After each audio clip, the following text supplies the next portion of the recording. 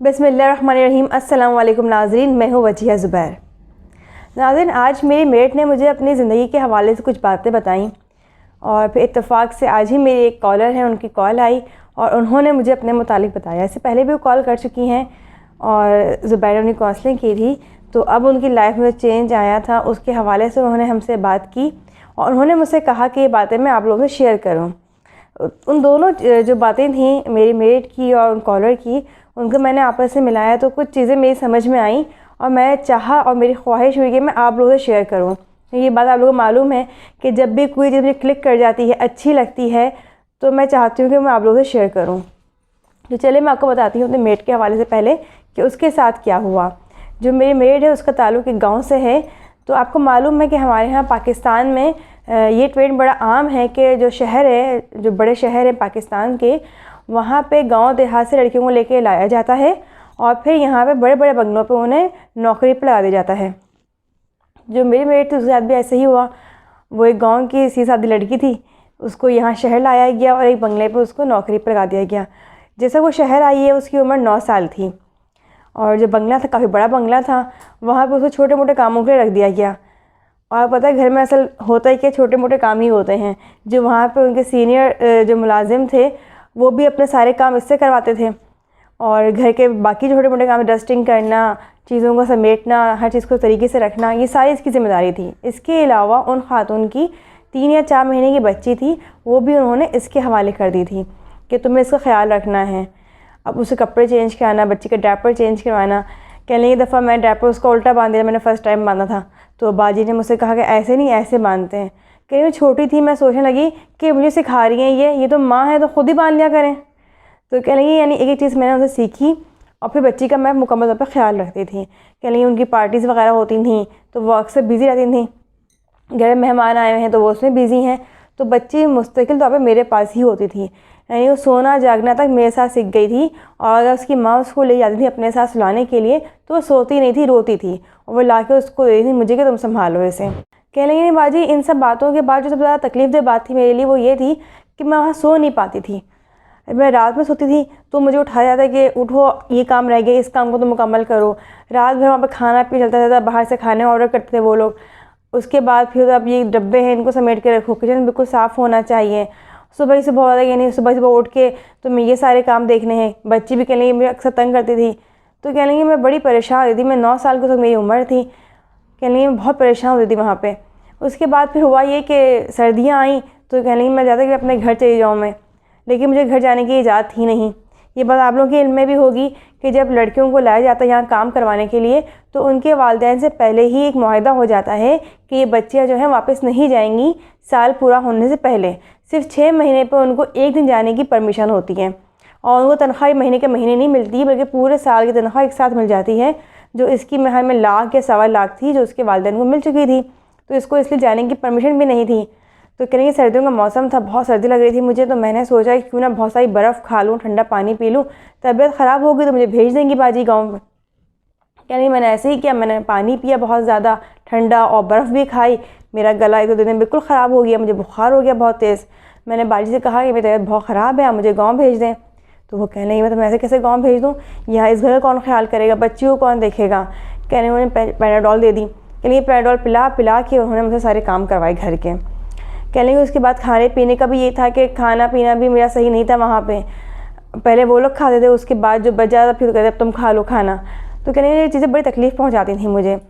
यानी मैंने 5-6 साल वहाँ पर काम किया, बच्ची भी 6 साल की हो गई इस अरसे में। यानी उसके बाद मेरे भाई ने कहा कि अब ये काम नहीं करेगी, अब इसकी हम शादी कर रहे हैं। तो बाजी ने कहा कि नहीं इसकी शादी नहीं करो, तुम लोग कहाँ शादी करो, अनपढ़ जाहिल लड़का है, वहाँ क्यों शादी कर रहे हो, इसकी शादी मैं करवाऊँगी। कह नहीं वो मेरी शादी कहाँ करवाती हैं, वो अपने किसी माली, किसी बावर्ची, किसी मुलाजिम से मेरी शादी करवा देती। उसके बाद होता ये कि शादी के बाद भी मैं इसी तरह उन्हें काम करते थे दिन रात। कह ली मैं अपने भाई से कहा कि भाई जहाँ आप कहेंगे वहाँ शादी करूँगी मैं, बाजी कहने पर शादी नहीं करूँगी। खैर मेरे भाई समझ गए मेरी बात को और मेरी शादी हो गई। मेरी शादी के बाद मेरी जान छूटी उन बाजी से। मुझे बताया मेरी मेट ने कि अब जो सूरत हाल है उन्हें घर की वो ये है, वो जो बच्ची है वो अपनी माँ के बिल्कुल मुखालिफ हो गई है। वो अपनी माँ से बातचीत करना पसंद नहीं करती है। माँ चाहती है कि बच्ची आए, बैठे, बातें करे, शेयर करे अपनी बातें उससे, लेकिन वो नहीं करती ये बातें। वो कहती मेरी माँ ज़किया है, ज़किया ने मेरा ख्याल रखा है, आपने करा क्या है मेरे लिए। और उनकी एक ही बेटी है, तो बहुत तकलीफ़ की बात है माँ के लिए कि बेटी जो है माँ को इस तरह से इग्नोर कर दे, उससे बात करना पसंद ना करे, उसके साथ कहीं आना जाना पसंद ना करे। लेकिन मैं ये भी सोचती हूँ कि जिस तरह के उन्होंने जुल्म ज़किया पे किए, तो उसके बाद शायद ये उनका रद्दअमल आया उनके सामने, जैसे कहते हैं जैसा करना वैसा भरना। तो लेकिन तकलीफ़ भी होती है चीज़ें देख के कि लोगों की ज़िंदगी किस तरह डिस्टर्ब हो रही है, दूसरों की ज़िंदगी डिस्टर्ब करते हैं, वहीं उनकी अपनी ज़िंदगी भी डिस्टर्ब हो रही होती है। और इन सब बातों के बावजूद अब वो ज़किया से ये कहती हैं कि तुम अपने बच्चों को छोड़ो अपने शौहर के पास और तुम मेरे पास आ जाओ, मैं तुम्हें 2 लाख रुपए दूँगी साल के। तो हंसने लगी, मुझसे कहने लगी बाजी, वो बाजी कहती है मेरे पास आ जाओ दिन रात के लिए, मैं तुम्हें 2 लाख रुपए दूँगी पूरे साल के। कहीं बाजी उससे ज़्यादा तो मैं वैसे ही कमा लूँगी हर महीने पैसे ले लेके। तो देखिए ना, अब भी हम यानी कि अल्लाह ताला की तरफ से हमें चीज़ें दिखाई जाती हैं कि किसी गलत करोगे तो तुम्हारे साथ भी गलत होगा, लेकिन चीज़ें बाज़ दफ़ा हमारी समझ में आ नहीं रही होती हैं। और ये समझ में आ जाती हैं कि हाँ हमने किसी का गलत किया था इसलिए हमारा गलत हो रहा है, तो मैं समझती हूँ कि वो तो बहुत ही अच्छे लोग होते हैं क्योंकि उनको माफ़ी मांगने का, अल्लाह ताला तौबा करने का मौका मिल जाता है। ऐसे ही एक और वाक़या जो आपको बताई थी, कॉलर ने मुझे बताया, उनकी जो वही आपको पता है जो मसले मसाइल थे ससुराल के, वही उनके मसले मसाइल थे। सास उनको पसंद नहीं करती थी बिल्कुल, बल्कि पसंद क्या नहीं करती थी, शदीद नफ़रत करती थी। ये तो होता है ना बहू को पसंद ना करना, एक होता नफ़रत करना, और नफ़रत की इंतहा ये थी उनकी कि वो 2 दफ़ा अपनी बहू के खाने में जहर मिला चुकी थी। और जब उनके शौहर खड़े हुए बोलने के लिए अपनी माँ के ख़िलाफ़, तो घर वालों ने उनको प्रेशर में ले लिया। जो उनकी नंदें थीं उन साहिबा की, उनके देवर थे, उन्होंने सब ने कहा कि अब आप अपनी बीवी के खातिर माँ से लड़ेंगे, उनको बातें सुनाएंगे आप। और पता है घर वालों का प्रेशर इतना ज़्यादा होता है कि बाज़ दफ़ा हक़ पे होते हुए बंदा चुप हो जाता है। उनके साथ भी ये हुआ, वो चुप हो गए, वो अपनी बीवी के ख़िलाफ़ कुछ भी नहीं बोल सके। फिर उनकी पहली बेटी हुई, जब दूसरी बेटी हुई तो वो उनके लिए बड़ी मुश्किल बन गई कि उनकी सास उनको ताना देना शुरू कर देगा, तुम्हारी बेटियाँ ही बेटियाँ हैं। फिर तीसरी बेटी हुई तो मज़ीद उनके मुश्किलात में इजाफ़ा हो गया। सास पूरे घर के काम करवाती थी उनसे कि ये काम करो वो काम करो, यानी दिन भर उनको अपने बच्चों को देखने तक का मौका नहीं मिलता था कि वो अपने घर के कामों में लगी रहती थी। फिर बच्चियाँ थीं तो उस पर यह था कि अब तुम इन बेटियों को खिलाओगी, मेरा बेटा कमाता है इनको खिलाएगा और फिर कल को जाएगी दूसरी घर है, तो मेरे बेटे को मिलेगा क्या।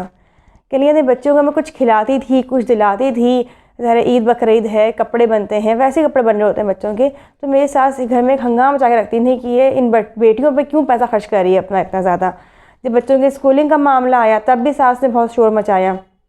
उस पर भी ताने ये थे कि देखो मेरी बेटी को अल्लाह ताला ने बेटा दिया है, एक दिया है, लेकिन देखो कितना अच्छा बेटा दिया है, तुम्हें तो एक बेटे से भी नवाजा अल्लाह ताला ने, तुम्हें इस काबिल ही समझा होगा कि तुम्हें बेटा दें। तो कह लेंगे वो बातें मेरे दिल पे लगती थी और मेरे शौहर कुछ बोलते ही नहीं थे। लेकिन जब हमारी उनसे काउंसलिंग हुई तो हमने कुछ चीज़ें उनको गाइड की, उसके बाद उनके लाइफ में थोड़ा चेंज आना शुरू हुआ, उन्होंने चीज़ों को बहुत पॉजिटिवली लेना शुरू करा। उसके साथ साथ उनके साथ हुआ ये कि उनके शौहर भी जो थे उन चीज़ों को अंडरस्टैंड करने लगे कि वो पहले ज़ाहिर शोर भी करती थी, लड़ती थी, गुस्सा आता है इंसान को, अपना रद्दअमल दिखाता है, लेकिन उन्होंने अपनी स्टडी चेंज की, उन्होंने कुछ चीज़ों को हैंडल करने की कोशिश की, तो उनके शौहर को भी ये चीज़ें नज़र आई कि मेरी बीवी चुप रहती है, मुझसे कोई शिकायत भी नहीं करती है और मेरे घर वालों का रवैया इतना ख़राब हो रहा है इसके साथ। तो ऐसा ऐसा क्या हुआ कि शौहर जो था वो बीवी की तरफ होने लगे। और उनकी सास के साथ क्या हुआ कि जो पूरा ख़ानदान उनको सपोर्ट करता था, आहिस्ता आहिस्ता उन्होंने भी सपोर्ट करना छोड़ दिया, क्योंकि देवर थे उनकी भी शादियाँ हो गई। जब शादियाँ होती तो भी समझ में आता कि माँ करती क्या थी। जो बेटियाँ थीं उनके भी ससुराली मामला इतने ख़राब हुए कि जो वो पहले माँ को हर बार सपोर्ट करती थी, उन्होंने ही माँ को कहना शुरू कर दिया कि आपकी वजह से तो हमारे अपने घर के मामला ख़राब हुए हैं। अब हाल ये है उनकी सास का कि कोई उनसे बात करना पसंद नहीं करता है, ना कोई बेटा ना कोई बेटी। और जिस बेटी के ऊपर बात रख के इनको सुनाती थी, और वो जो नन थी वो भी उनको ये कहती थी कि देखो मेरा बेटा है, तुम्हारे अल्लाह ने एक बेटा भी नहीं दिया। तो उसके साथ ऐसा हुआ कि उसका एक्सीडेंट हुआ उस बच्चे का, और उसके पाँव की हड्डी में फ्रैक्चर हो गया और अब वो ज़िंदगी भर के लिए माजूर हो गया वो बच्चा। वो खातून कहती है जब मैं अपने घर की ये सूरत हाल देखती हूँ सारी, तो मुझे बहुत अफसोस होता है, मुझे खुशी नहीं होती, मुझे अफसोस होता है। मैं अल्लाह दुआ करती हूँ कि अल्लाह ताला इनके मामला सही कर दे।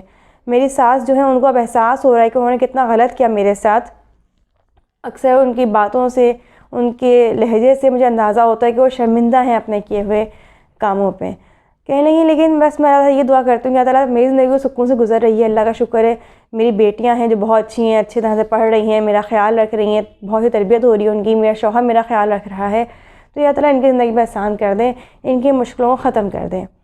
तो यहाँ ये दो आपको मैंने स्टोरी सुनाई है, इनका सुनाने का मकसद ये है कि देखें, हम भी कभी गुस्से में होते हैं, हम भी किसी को ताना दे देते हैं, टॉन्ट कर देते हैं, सामने वाले दिल पे क्या गुजरती है हमें अंदाज़ा नहीं होता। लेकिन कहते हैं अल्लाह ताला सबका है, अल्लाह सबको देख रहा है। अगर कोई हमारे साथ गलत करता है और उसके साथ गलत हो रहा होता है, तो अगर हम भी किसी का गलत करेंगे तो हमारे साथ भी गलत होगा। तो इसलिए आपको कोई दुश्मनी क्यों ना हो, लेकिन उस पर टॉन्ट ना करें। क्योंकि देखिए, आपसे हमने पहले वीडियो में कहा था कि हम सोचते रहते हैं ना कि सामने वाले हमें परेशान किया है, अब हम इसको किस तकलीफ़ पहुँचाएँ। तो क्या पता जब हम उसको तकलीफ़ पहुँचाएँ वो हक़ पर हो, वो सही हो, और हम उसको गलत तरीके से उसको तकलीफ़ पहुँचा रहे हों, उसको टॉन्ट कर रहे हों, और वो बात उसके दिल पर लग जाए। जब किसी के दिल पे कोई बात लगती है और हर्ट होता है, वो सही होते हुए बंदा सही है और उसके दिल पे बात लग गई कि इस बंदे ने मुझे इस तरह से टॉन्ट कर दिया, तो फिर अल्लाह ताला भी नाराज़ हो जाते हैं। तो कभी भी किसी पे टॉन्ट करना, तंज़ करना, ये बिल्कुल नहीं करना चाहिए। माफ़ कर दें या दरगुजर कर दें या अल्लाह पे छोड़ दें, लेकिन तंज़ बिल्कुल ना करें।